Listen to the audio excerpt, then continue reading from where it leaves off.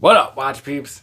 So I had a request to do a video explaining the Timegrapher and what all the different numbers mean. And that's a great idea since it's something I do report on in most of my reviews and everyone might not be familiar with what those readings are. Now keep in mind, I am not a watchmaker.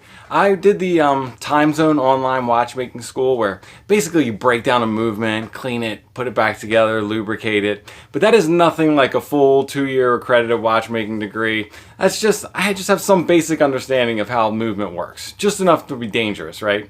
All right, let's get to it. I'm Pete and we are Chillin' with Watches.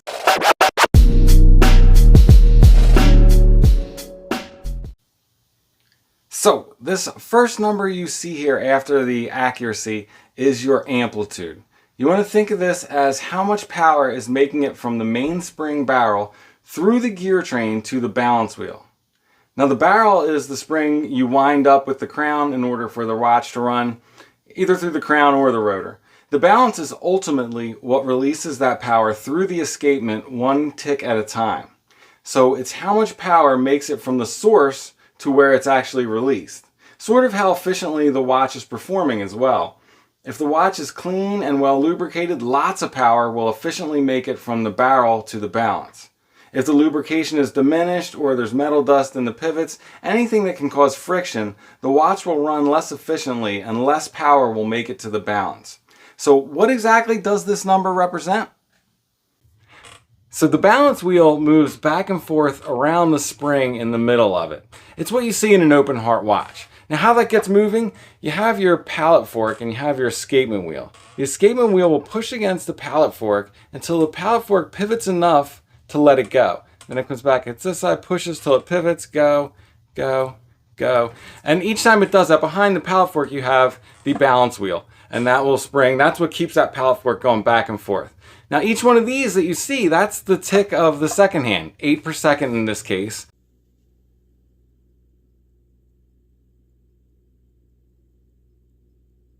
Now if the balance wheel were to spin a full 180 degrees in each direction, it would cover a full 360 degrees in total. Now the measurement of how far it actually does travel, that's your amplitude. And you can think of that as a way to measure how much power is getting from the barrel through the gear train and being released each time that escapement wheel clicks off of here, because it has a lot of power behind it to push against that pallet fork until it lets it go. And how much power it has behind it is determined by how far it sends that balance wheel spinning each time. So a low amplitude means it's only traveling a little bit in each direction. And a high amplitude means it's traveling really far in each direction. A lot of power is getting transferred all the way through the gear train. In my experience, for Seikos, this number is usually somewhere around 250, 280 when it's running well. For Swiss movements like the ETA, it's usually a little higher, upwards of 300. And if it's low, you might notice your watch is not running well or it's running slow, and it's a sign that it might need service. So that brings us to our next number represented here, the beat error. Now imagine that balance we were talking about before does not spin the same distance in each direction. Imagine it spins further this way, less this way, further this way, less this way. In reality, that'll only be a really minute difference, but that is when it's out of beat. That is your beat error, the difference in how far it swings in each direction, measured in milliseconds. So again, shown here, ideally you want this to be 0.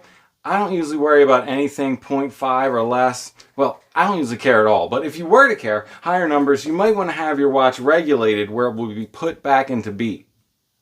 So when regulating a movement, you'll notice there's 2 levers on the balance. You first want to put the watch in beat using this lever shown here. Now I don't recommend messing with this lever unless you either know what you're doing or don't care if you mess it up.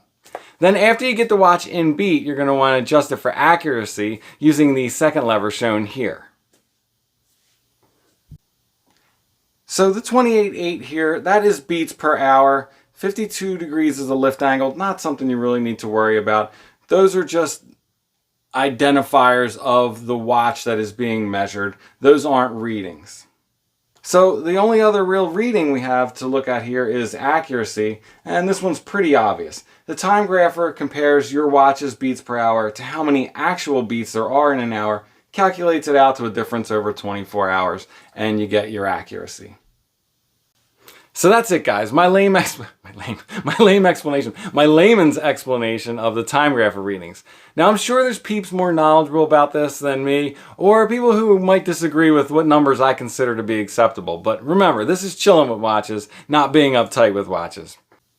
Alright guys, I hope that helps. Seriously though, please feel free to add to the conversation in the comments. Before I let you go, sneaker check, I'm wearing my Jordan 4s Fire Reds. Alright, that's it, I'm out. If it's not too much trouble, like, subscribe, and come back next time. Peace.